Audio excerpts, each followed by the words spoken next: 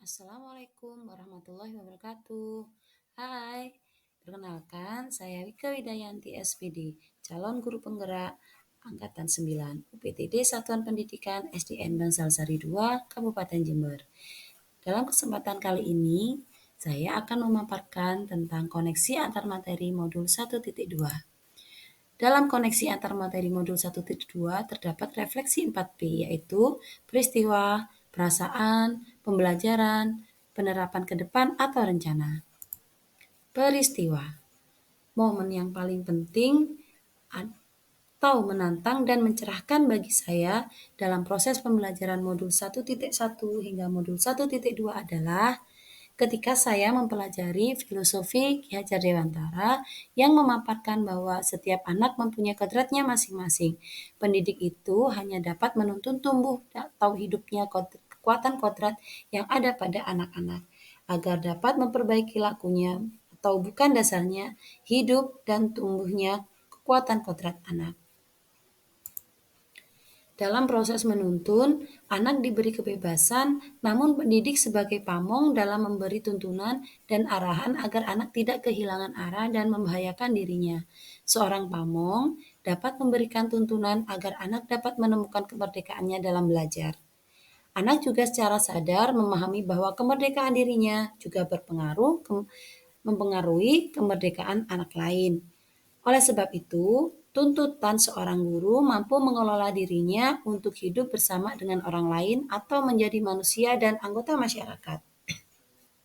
Hal ini selaras dengan nilai-nilai guru penggerak yang berupa berpihak pada murid serta peran guru penggerak yang berupa menjadi pemimpin pembelajaran. Nah, disinilah saya mulai menentukan apa yang kurang tepat dari semua pembelajaran yang saya lakukan. Perasaan. Saat momen itu terjadi, saya merasa seperti bagaikan seorang murid yang perlu belajar lebih banyak dari seorang guru.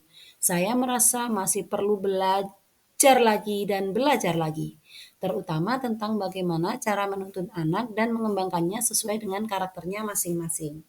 Saya merasa ada beberapa hal yang perlu dibenahi dari cara pandang saya terhadap anak. Ya, benar, saya harus berubah. Pembelajaran. Sebelum momen tersebut terjadi, saya berpikir bahwa saya adalah seorang guru yang menerapkan model pembelajaran teacher center, di mana anak didik saya mengikuti pembelajaran sesuai dengan skenario yang saya buat.